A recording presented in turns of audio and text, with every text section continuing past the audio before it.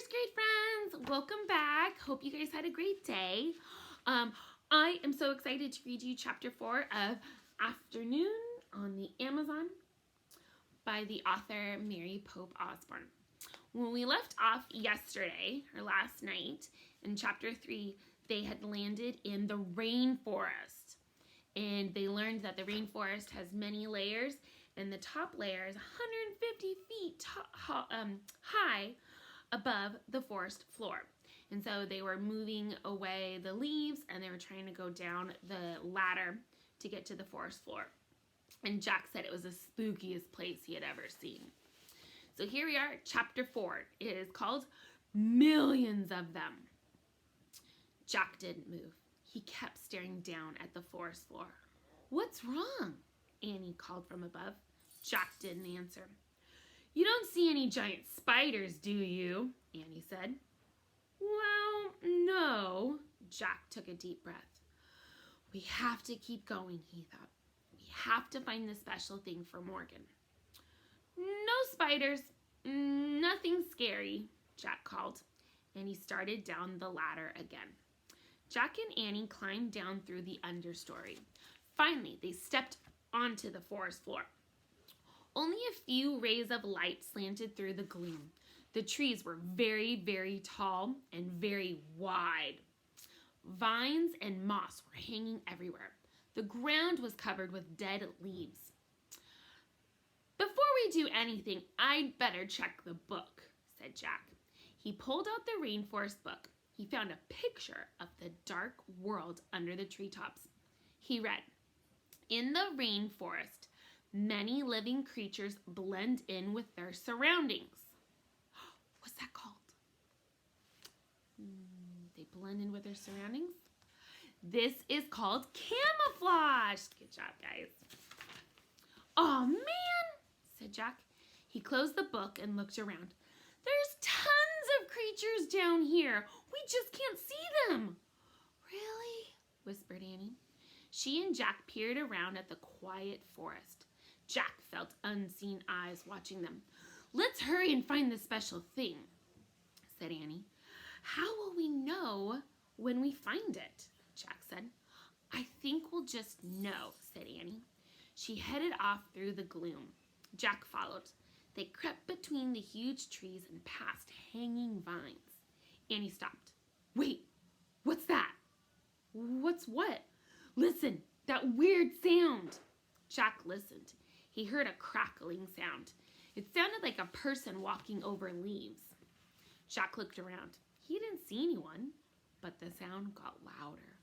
Was it an animal? A giant bug? One that had never been named? Just then, the silent forest came alive. Birds took off into the air. Frogs hopped over the leaves. Lizards ran up the tree trunks. The weird noise grew louder and louder. "Maybe the book explains it," said Jack. He opened the book. He found a picture of different animals running together. He read, "When animals hear a crackling sound, they flee and panic," like they run away. "The sound means that 30 million flesh-eating army ants are marching through the dead leaves." "It's army ants!" cried Jack. "Millions of them!" "Where?" cried Annie. Jack and Annie looked around wildly.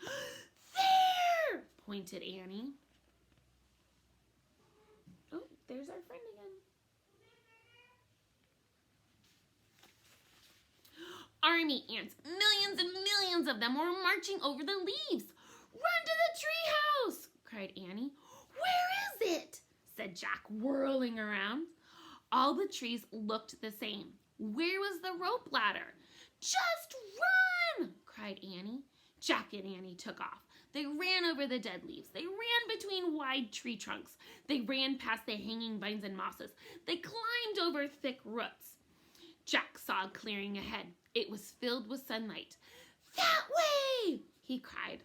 Jack and Annie hurried toward the light. They pushed their way through the bushes. They burst onto the bank of a river. They stared at the slow-moving brown water. "Do you think the ants will come this way?" Annie said, panting. I don't know, said Jack. But if we wade a few feet into the river, we're safe. The ants won't go into the water. Come on. Look, said Annie. She pointed to a big log rocking at the edge of the river. The inside of the log was dug out. It looks like a canoe, said Jack. He listened to the crackling sound in the distance. Let's get in, quick! Jack shoved the book into his backpack. Then he and Annie carefully climbed into the dug-out log. Annie leaned out of it. She pushed away from the bank with her hands. Wait, said Jack. We don't have paddles. Oops, said Annie. The canoe started moving slowly down the muddy river. Oh my goodness, can you imagine them sitting in a log? And they're going down the river, but they don't have any paddles. How are they going to steer? We'll have to wait and find out next time. All right? I hope you guys had a great day. Sweet dreams. I will see you back here tomorrow for Chapter 5. Night, Little Mountain. Miss you guys.